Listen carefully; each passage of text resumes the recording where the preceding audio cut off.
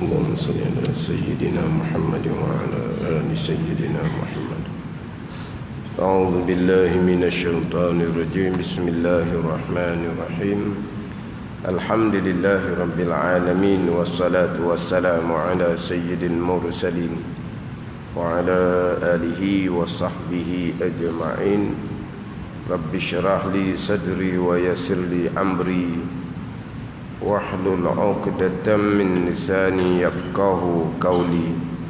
سبحانك لا علم لنا إلا ما علمتنا إنك أنت العليم الحكيم.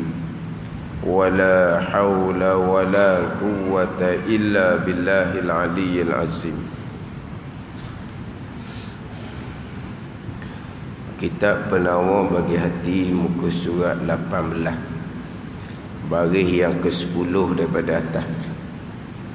Surat 18 baris ke-10 daripada atas. Qala al-muallifu rahimahullahu ta'ala wa nafa'ana bi'ulumihi amin. Dan firman Allah subhanahu wa ta'ala, Zuyyina linnasi hubbus syahawati minan nisa'i wal banina. Al-ayah. Artinya, dihiasi bagi manusia akan kasih akan segala keinginan daripada perempuan dan anak-anak. Dan firman Allah subhanahu wa ta'ala sebagai dalil. Allah Ta'ala jadikan farash kerana kegunaan dunia. Mana kegunaan dunia? Bersedap-sedap dengan jima', kemudian bersuka-suka dengan anak yang dapat dengan sebab jima'. Mana dalilnya? Dalil yang pertama dahulu adalah al-malu wal banuna zinatul hayatid dunya. Bermula harta benda dan segala anak itu, segala anak yang hasil daripada jima', daripada farash, perhiasan hidup dunia. Ni kemudian didatangkan pula ayat yang kedua yang menyatakan bahawa Allah Ta'ala jadikan farash kerana kegunaan dunia, iaitu bersedap-sedap dengan jima' dan bersuka-suka dengan anak yang dapat dengan jima' itu. Zuyyina linnasi hubbus syahawati minan nisa'i wal banin. Al-ayah. Dia bawah tu ada tulis surah Al-Imran ayat yang ke-14. Ayat yang ke-14. Ditengoklah dalam Quran tu sambungan ayat dia lagi. Wal qanatiri wal apa lagi? Wal muqantarati minaz zahabi wal fiddati. Ni ayat ni biasa orang baca ayat ni. Tengoklah dalam surah Al-Imran ayat ke-14. Semua sini ambilnya wal banin tu. Tu tepat bicara dalam kitab kita berkaitan dengan anak yang hasil daripada bersetubuh, mari daripada farash, yang mana farah Allah telah jadikan untuk manfaat kegunaan di dunia. Artinya dihiasi bagi manusia, dihiasi bagi manusia akan segala keinginan. Mana segala keinginan? Daripada perempuan dan anak-anak. Nak sini anak-anak tu lah. Dan juga perempuan itu sendiri. Itu di antara manfaat dunia, yang mana keinginan kepada perempuan dan anak-anak ni, hak ni perhiasan dunia belaka, tak ada salah. Tapi ujian besar lah atas dunia ni, ujian besar belaka. Bukan hanya perempuan, bukan hanya anak-anak. Atas dunia ni ujian besar kepada kita belaka. Tapi Allah Ta'ala jadikan segala perkara yang ada atas dunia ni adalah manfaat untuk kita. Bukan kata kita ni tinggalkan dunia, tidak. Allah Ta'ala jadikan di dunia, Allah Ta'ala jadikan di dunia adalah manfaat bagi kita. Khalaqalakum ma fil ardi jami'a. Khalaqalakum ma fil ardi jami'a. Menjadi Allah Ta'ala manfaat bagi kamu barang yang di atas muka dunia ni. Ini manfaat bagi kita belaka. Kalau kena atur, kena susun lah. Tapi ini ujian besar, fitnah besar, terutama sekali fitnah perempuan. Hak perhiasan bagi manusia di dunia, di antara fitnah besar, ujian besar adalah perempuan dan anak-anak. Ini perhiasan atas dunia belaka bagi manusia, yang mana anak-anak hasil daripada jima', mari daripada kegunaan faraj. Ini hak sambungan berkaitan dengan Allah Ta'ala jadikan kemaluan untuk manfaat dunia yang terdahulunya, sebagaimana Allah Ta'ala jadikan faraj untuk manfaat akhirat. Daripada faraj juga jadi anak di antara perkara yang menjadi bekalan kepada kita, pahala kepada kita yang tidak putus walaupun kita sudah mati. Hak tu memang kita maklum sangat-sangat. Waladun salihun yad'ulah. Dalam kitab kita ni waladun salihun, ini anak yang beriman. Jadi anak yang beriman, yang melakukan apa-apa kebaikan, dicatatkan pahala kepada ibu bapa serupa sama dengan pahala yang dicatatkan kepada anak-anak itu sendiri yang melakukan amal ibadah. Anak-anak mana ni? Anak yang beriman dengan Allah Subhanahu wa taala. Itu di antara faedah faraj untuk kegunaan akhirat. Apabila Allah Ta'ala jadikan farah ini satu kegunaan yang besar kepada kita, satu nikmat yang besar kepada kita, maka apa yang Tuhan jadikan kepada kita, maka kita wajiblah mensyukuri. Dia pun cerita pula hak mensyukuri. Macam juga bicara anggota yang terdahulu, mata, telinga, lidah contohnya. Pengarang Syekh Abdul Qadir Al-Mandili mendatangkan terlebih dahulu apa manfaat dunia dan akhirat daripada anggota-anggota tadi. Kemudian pergi pula kepada apabila Allah Ta'ala jadikan segala anggota itu sebab manfaat besar kepada kita, nikmat besar kepada kita, maka kita mestilah mensyukuri. Mensyukuri dengan makna kita menggunakan segala nikmat pada perkara yang dijadikan kerananya. Itu syukur dipanggil. Kita memalingkan, kita menggunakan segala nikmat bagi barang yang dijadikan kerananya. Apa barang yang dijadikan kerananya? Hak tiap-tiap nikmat ada. Contohnya nikmat mata, telinga, lidah dan kemaluan. Apakah dijadikan kerananya? Umumnya wa ma khalaqtul jinna wal insa illa liya'budun, kan? Tuhan kata tidak aku jadikan jin dan manusia melainkan hikmahnya mengabdikan diri kepada aku. Allah Ta'ala jadikan manusia ni hikmahnya mengabdikan diri kepada Allah. Jadi termasuk jugalah anggota-anggota yang ada di manusia itu tujuannya apa?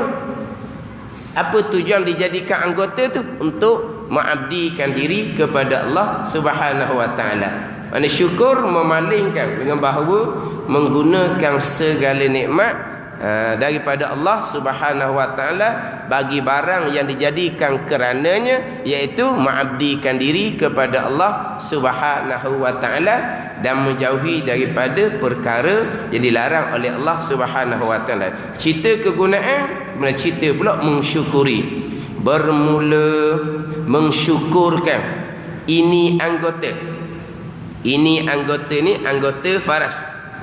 Mensyukuri dengan memelihara daripada yang diharamkan. Memelihara daripada yang diharamkan.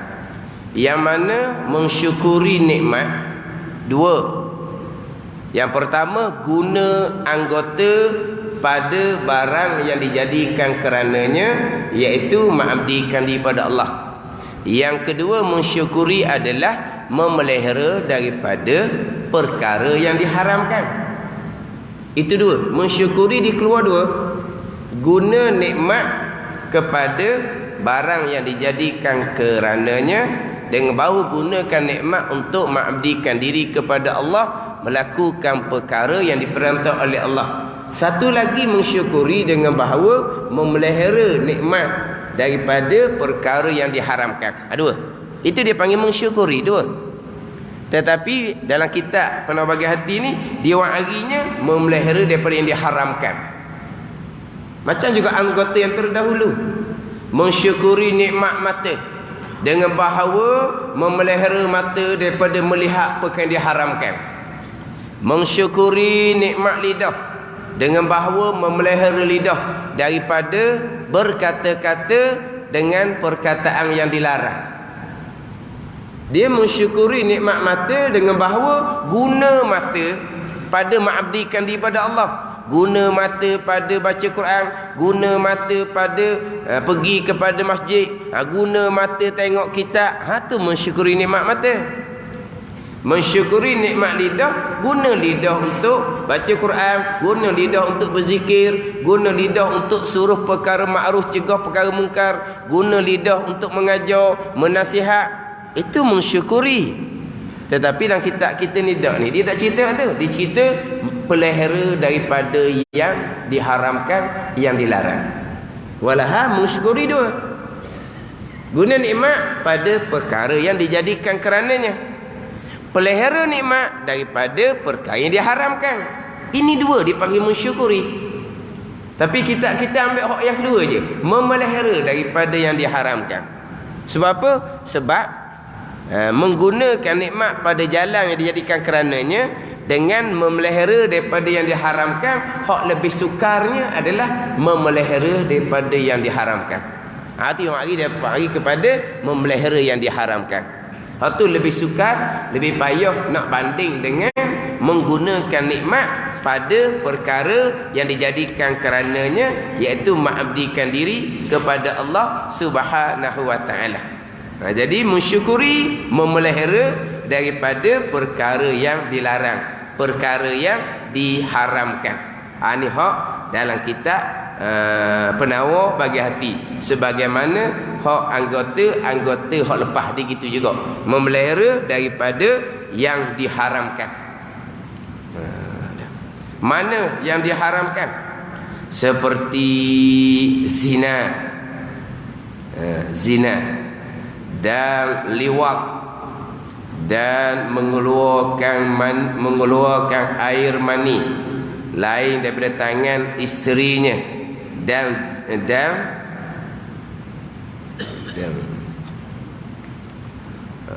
hak baru tu tulis mana? Jari tu. Dia bukan jari, dia jariahnya. Macam mana hak Rumi? Hak Rumi ke mana? Hak Rumi. Dan mengeluarkan air mani lain daripada tangan isterinya, dan jariahnya. Kat Rumi jarinya juga. Tak? Hak saya ni, hak cetakan lama memang jarinya. Hak putih tu cetakan baru sikit, jarinya juga. Hak Rumi, jarinya juga.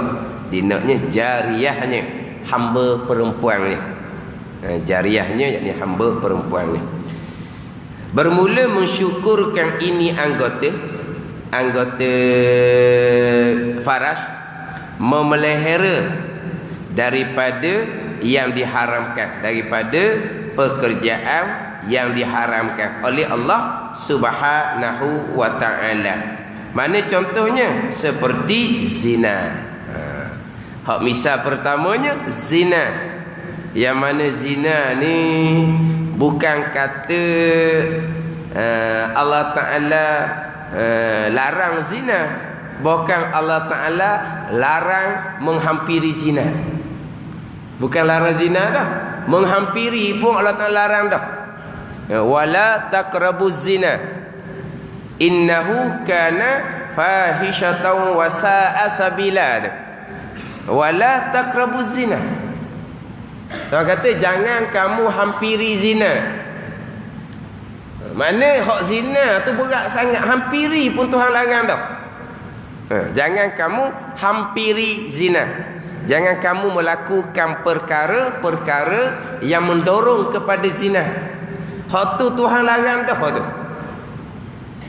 Bukan yang terdahulu pada bicara anggota mata, dia bahagian zina ni mula daripada mata tu, ada bahagian zina dah.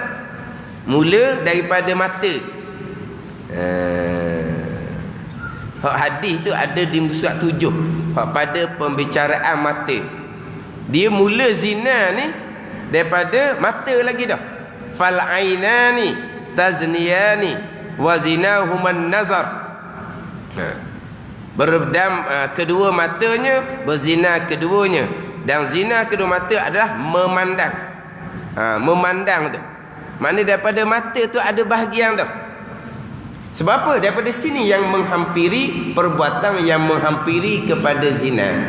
Sebab tu daripada ini anggota pertama mata. Sebab mata ni yang mendorong kepada anggota-anggota yang lain. Daripada mata lah. Tengok comel ke, tengok hak membangkitkan syahwah ke, semuanya hak pertamanya adalah mari daripada mata. Sebab tu dicerita bab zina ni mula daripada mata lagi. Malah baru pergi kepada zina yang sebenar-benarnya, iaitu zina farash. Sebab tu Tuhan larang jangan hampiri zina. Innahu, kerana bahawasanya zina tu kana fahishatan wa sa'a sabila. Zina ni adalah keji. Keji, fahsya, keji. Wasa'a sabila, sejahat-jahat pekerjaan. Zina ni keji. Dia ada satu dipanggil mungkar, fahsya, mungkar. Dalam ayat innas salata tanha anil fahsya'i wal munkar. Pastilah solat mencegah daripada fahsyak dan mungkar. Apa beza fahsyak dengan mungkar? Tiap-tiap perkara fahsyak pasti mungkar. Tiap-tiap perkara mungkar tidak semestinya fahsyak. Zina itu benda yang keji, fahsyak. Kalau kata mengumpat, mungkar, tapi tak panggil fahsyak. Tapi mungkar lah. Benda mungkar tapi tak panggil fahsyak. Adapun zina, fahsyak dan mungkar. Keji zina ni. Innahu kana fahisyah. Zina ni keji. Sebab itulah dilarang daripada menghampiri zina. Di antara perkara yang mendorong besar kepada zina adalah ikhtilat. Ikhtilat ni mana apa ni? Percampuran bebas antara lelaki dan perempuan. Inilah perkara yang paling besar yang mendorong kepada zina. Ikhtilat itulah. Sebab tu di antara sekeji-keji maksiat adalah ikhtilat. Percampuran bebas antara lelaki dengan perempuan. Yang mana kadang-kadang lelaki dengan perempuan ni dia sudah tidak ada batasan. Dia jadi macam seolah-olah kalau tengok kok macam apa satu jantina panggil tak kau kena jantina tau. Lelaki dengan perempuan ni macam satu jantina lah tau. Bukan jantina lain, macam satu jantina, tak ada beza. Lelaki perempuan tak ada beza. Pergaulannya tak ada beza. Bergurauannya tak ada beza. Tepuk tapornya tak ada beza. Ini ikhtilat inilah yang paling besar mendorong kepada zina. Ni kadang-kadang dia mula daripada sekolah lagi. Dia mula daripada sekolah. Kadang-kadang diasuh supaya berkomunikasi. Buat program mesti lelaki perempuan. Supaya tidak ada kekok-kekok. Tidak ada malu-malu. Tidak ada segan-segan. Tak ada kekok-kekok, tak ada malu-malu, tak ada segan-segan.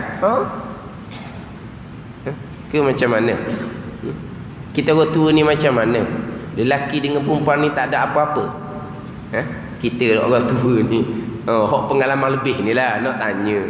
Lelaki dengan perempuan ni tak ada dia punya magnet dia tak ada. Tak ada apa-apa. Sejuk gitu je. Mana lelaki dengan perempuan ni? Mana? Siapa umur agak tua sikit, tak ada magnet dah. Tak ada apa-apa dah. Bayangkan. Tapi kalau hak budak-budak, hak remaja tu macam mana? Ini semua yang bawa kepada perkara zina. Gimana? Dia tak ada lah pasal zaman itu. Dia kata kolok dia kata. Dah, lelaki dengan perempuan siapa ke nikah pun tak kenal lagi.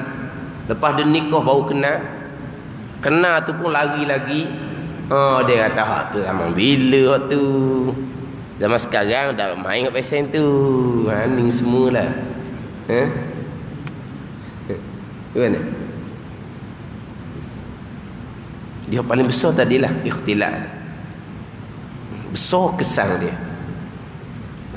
Tapi kita bila berlaku zina, dia zina ni dia sampai peringkat orang yang berzina ni bertaubah dengan Allah Subhanahu wa taala dengan taubah yang nasuha, Allah Taala terima taubah. Licin tak ada dosa zina dia dengan taubat yang nasuha. Dia wa amal ibadah, dia ada kedudukan di sisi Allah Subhanahu wa taala. Jadi orang yang soleh, jadi orang yang ada kedudukan di sisi Allah Subhanahu wa taala. Tetapi Tuhan angkat kedudukan sekalipun, orang yang zina tidak akan naik maqam aulia. Tidak akan naik maqam aulia. Dia taubat nasuha, Tuhan terima taubat dia, tidak ada langsung dosa zina. Dia pun jadi orang yang soleh, ada kedudukan di sisi Allah Subhanahu wa taala, tetapi tidak akan naik maqam aulia. Sebab apa? Zina ni seolah-olah kalau kata kau habis dah. Habis. Tak ada benda dah. Tak ada. Itu hak semata-mata zina. Dan daripada zina ni dia akan pergi kepada berbagai-bagai perkara pula. Daripada zina tu pula. Dia keluar bagai-bagai perkara yang lain. Kalau kita ni kita tengok kepada lini apa? Statistik apa semua learning tu. Anak luar nikah apa semua memang mengerikan. Kemudian zina ni jadi satu benda yang benda yang biasa-biasa. Kalau tidak pernah merasai zina, dikira orang ni orang yang kolok lagi. Apa pekat tu? Ni kalau cakap dengan cikgu-cikgu disiplin ke, ni. Cakap dengan orang-orang yang terbabit dengan remaja-remaja sekarang. Cakap dengan orang-orang terbabit dengan remaja-remaja sekarang. Kita tak tahu orang-orang sekarang ni. Orang yang terbabit dengan remaja-remaja. Jadi satu benda yang membanggakan. Tak ada satu benda yang tidak memalukan. Bangga pula sesama dia. Tapi mari daripada mana? Mari daripada ikhtilaf, daripada sistem pendidikan itu sendiri yang menggalakkan percampuran antara lelaki dan perempuan. Dia menggalakkan percampuran lelaki dengan perempuan. Faham tak? Kita tak ada rasa pun benda gitu. Tak ada rasa apa. Tak ada masalah. Lelaki dengan perempuan bercampur gaul seumpama tu tidak ada masalah. Kita bila berlaku zina, kemudian berlakulah perkara yang susulan daripada zina, kita pun macam mana nak mengatasi masalah ni. Nak mengatasi masalah ni macam mana? Punyalah begitu begini. Tak ada.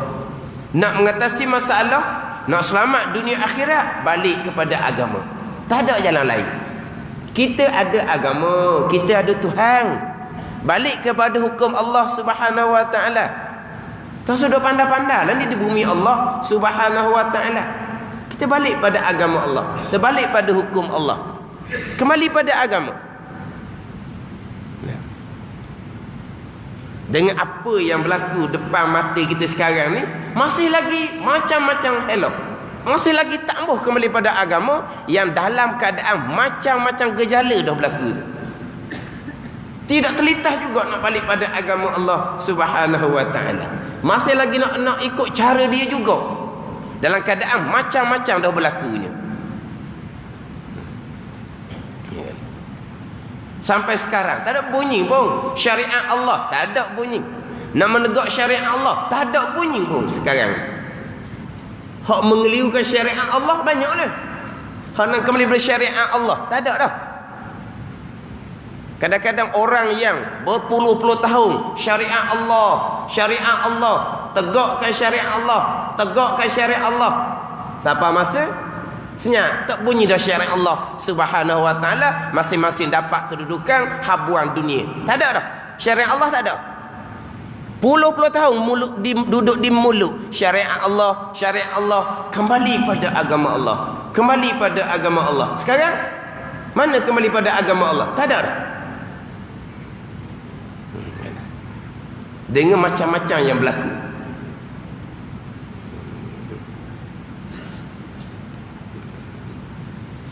Ini benda masyarakat, benda kita semualah. Masyarakat kita, keluarga kita sendiri kadang-kadang jadi takut dah dengan hak apa langit yang terbuka sekarang ni. Tak ada benda yang tersembunyi. Sebab semua sudah jadi terbuka. Kita sama dengan zaman kita dulu lah. Zaman kita dulu tak reti 31. Zaman kita dulu Johannang tak reti lagi. Johannang kalau mandi sungai ternyata bulat lagi nya. Tak ada apa-apa pun. Johannang tak reti 31 lagi. Sebab Johannang tak sunat lagi. Cuti sekolah Johannang kalau mendengar tu sunat lah. Tu pun hak zaman saya. Zaman orang tua dulu dia kata nak bini baru sunat. Ya ke tak? Tu ada macam gitu. Dulu tu nak kahwin baru berkhitan, nak kahwin baru berkhitan. Lawang tu muding, lari tu muding, dah. Kita ke Diang ni habis Johannang. Tu pun dah 31 lagi masa tu. Sekarang kalau tanya cikgu-cikgu, macam-macam dah berlaku. Sekolah rendah pun berlaku macam-macam dah. Bukan kalau menengah, kalau rendah. Dan nak kata mana? Mai di mana ni? Yang pertama berlaku ikhtilaf. Yang kedua tidak balik kepada agama. Tidak terak pendidikan betul-betul berlandaskan kepada agama. Pendidikan semata-mata dunia, kejayaan atas dunia. Agamanya di mana? Dia kena balik pada agama, tak ada jalan lain. Nak selamat dunia akhirat, tak usah duk fikir-fikirlah. Tak payah duk susah-susah ni. Sebab siap belah kedah. Siap belah kedah. Mana agama Allah Subhanahu wa ta'ala? Kan senang tu. Tauhid Tuhan turun ini, Tuhan jadikan kita siap dah dengan peraturan Allah Subhanahu wa ta'ala. Tak payah susah-susah nak reka. Tapi apabila hati tak ada iman, dia akan fikir dengan akal dia sendiri nak macam mana. Tak ada pun. Nak melebar agama tak ada. Kau berat agama pun perlu adanya. Bukan baru timbul pula. Anak luar nikah pun boleh dibinkan kepada ayah dia. Anak luar nikah boleh bin kepada, dia panggil apa? Ayah. Apa ni panggil? Ayah apa ni panggil? Ni hak apa? Tak disebut. Ayah. Hak kalau cek DNA ayah dia lah. Tapi nisbah syarat nasab tak panggil ayah. Ni sebab apa panggil? Ayah apa? Ayah? Ayah biologi. Oh, apa benda pula? Ayah benda panggil. Ialah makna kalau cek DNA memang ayah dia lah. Tapi bukan melalui perkahwinan yang sah. Terhasil di luar perkahwinan, zina. Tidak setara tu hak kita sebut ni dia panggil ayah. Ayah dia lah juga. Maka hak sekarang ni mahkamah berkata boleh bin kepada ayah mana? Ayah sama DNA itulah. Apa kat tu sekarang ni. Jadi balik kepada jahiliah. Anak zina dibengkan pada bapak zina. Itu jahiliah. Sekarang ni sudah balik kepada seumpama tu. Bayangkan masa akan datangnya macam mana. Macam mana bab pusaka, macam mana bab wali nikah, macam mana bab wali nikah, macam mana bab mahram. Kena kira belaka tu. Kena kira belaka. Panjang ceritaan dia. Ke mana sekarang ni? Dengan alasan nak menyembunyikan keaiban lampau, nak supaya anak tu tidak jadi apa malu dengan apa yang berlaku, yang tidak ada kesalahan anak. Alasannya memang alasan yang menasabah, tapi banyak lagi perkara lain yang perlu kita jaga. Masalah kata mungkin akan timbul perasaan rendah diri, tak boleh nak lari lah. Anak tu tak ada salah, itu kesalahan orang hak lepas. Tapi kau ke mana pun nak elok kau macam mana, kita nak elok daripada anak ni merasa rendah diri ke malu ke, kita lupa bahawa banyak perkara hukum lagi yang kita nak kena jaga. Anak yang saudara tidak ada bahagian faraid daripada ayah dia tu. Ayah yang bukan melalui perkahwinan tu lah. Dia hanya layak mempusakai daripada harta ibu dia sahaja. Dan ayah dia tu tidak boleh jadi wali nikah. Dia banyak perkara di situ yang nak kena jaga. Perkara ni memang agak sukar untuk disembunyikan. Agak sukar untuk disembunyikan. Walaupun lelaki perempuan ni berkahwin sekalipun, kemudian tetap akan timbul isu. Bila berlaku kematian ayah yang berkahwin dengan ibu ni, anak yang tidak saudara tetap tidak ada bahagian daripada faraid. Faraid ayah tu lah, faraid mak ada bahagian dia. Lepas tu kita nak kira macam mana? Dia hak abang, hak sulung, kenapa pula dia tidak ada bahagian? Nak pergi ke mana? Memang tak dapat disembunyikan.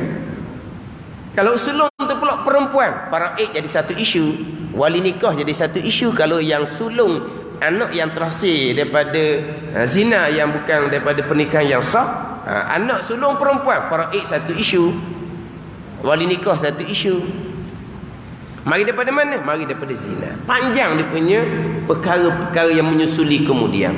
Sebab itulah dia permulaannya kena ni cari jalan kena kembali pada agama supaya dapat dikawal perkara-perkara yang mendorong kepada zina.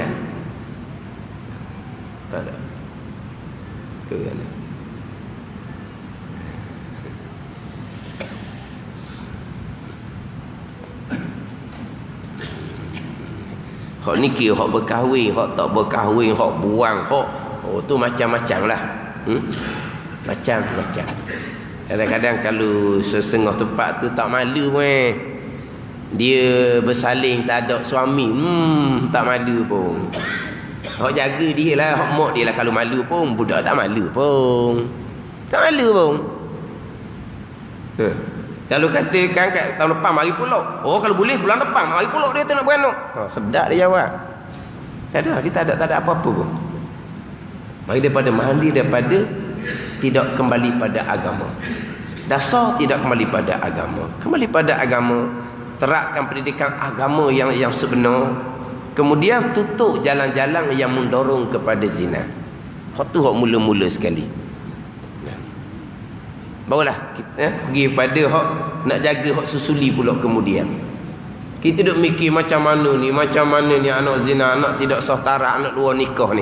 Tapi kita tidak kembali pada agama. Didikan agama tak ada. Tidak sempurna didikan agama. Gimana?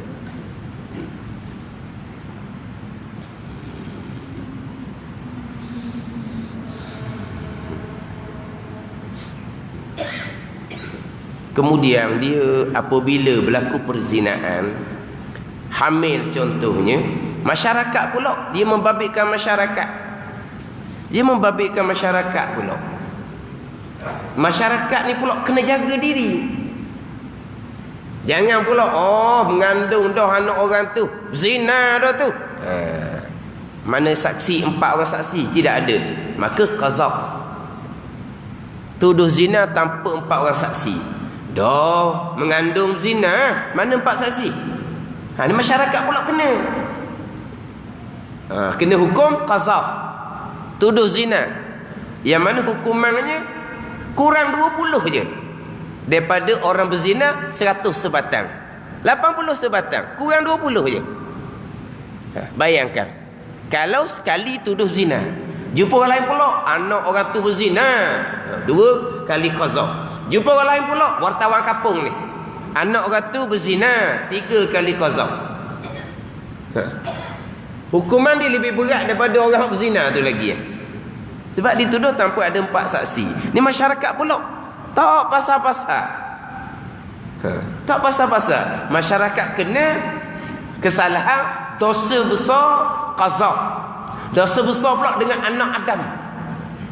Zina dosa besar dia dengan Allah. Qazaf dosa besar kemudian berkait dengan anak Adam. Mana kira mana pula? Keluar anak, lahir anak, anak zina. Anak zina. Mana mak dia berzina? Mana 4 saksi? Tak ada. Qazaf. Tak kena atas dunia, kena di alam barzah. Atas dunia sebab tak kuat mana pun. Kalau sebab dengan muka nakir, tanya muka nakir lah, watang nipis mana, tebal mana, kena sebab di muka nakir, tak ada benda lah. Ni babit masyarakat pula ni. Orang lain suka cakap pula. Terbabit kabair dosa besar pula dengan qazaf. Ni kadang-kadang masyarakat dah erti benda gini. Dah ustaz, dia pergi kerja jauh-jauh, balik mengandung, berkahwinnya tidak, apa lagi berzina lah. Berzina. Mana 4 saksi? Memang tak ada. Lepas tu kau aneh lagi. Lepas tu tak boleh kata apa. Tak boleh kata apa. Lepas tu tengok saja je lah. Tengok saja je lah. Tak puas hati dia. Tengok kelik-kelik je. Tengok kelik-kelik sudah lah. Dah gelap. Mocik-mocik gitulah. Mana anak orang lain lah ni, balik dah kadang mengandung, tak kahwin lagi. Lepas tu kita tengok kelik-kelik. Tak ada nak kata dia tu berzina. Tak boleh. Tengok saja je. Tengok saja je lah. Tak boleh kata apa. Tak boleh kata apa. Tengok kelik-kelik. Kelik-kelik. Jadi macam dah lepas hawa. Tambahan pula kalulah mak ayah budak ni hak jenis cakap besar pula. Anak dia baik, anak dia baik, anak dia baik, anak orang je tak baik. Akhirnya anak dia balik bawa dia ni, bawa anak tak sah ni, luar tak nikah dia kata. Nak kata lalu tak boleh. Dia duk tuduh zina. Dia kata zina bagaimana? Tak usah duk tuduh kalau tak ada 4 saksi. Qazaf. Ni masyarakat dah erti qazaf ni. Qazaf 80 sebatang. Kurang 20 je daripada sebatang orang yang berzina 100. Mari mana ni mari daripada ni zina. Orang lain ke sakak pula kena retek. Lepas tu macam mana? Tak ada macam mana. Kita ada agama, kita ada Tuhan, kita kembali pada agama, kembali kepada hukum Allah Subhanahu wa taala. Itu perjuangan kita untuk menegakkan agama Allah Subhanahu wa taala. Nak menegakkan agama, Tuhan beri peluang. Tengok ya ke dak. Kalau dak cakap saja je, kau berat pula gaginya. Semuanya akan berhadapan, semuanya akan bertanggungjawab. Mana?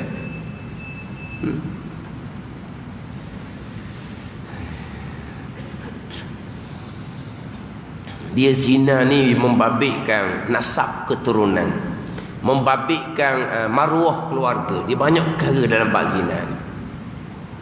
Yang pertama, kita kena jaga nasab. Yang kedua, kena jaga maruah keturunan.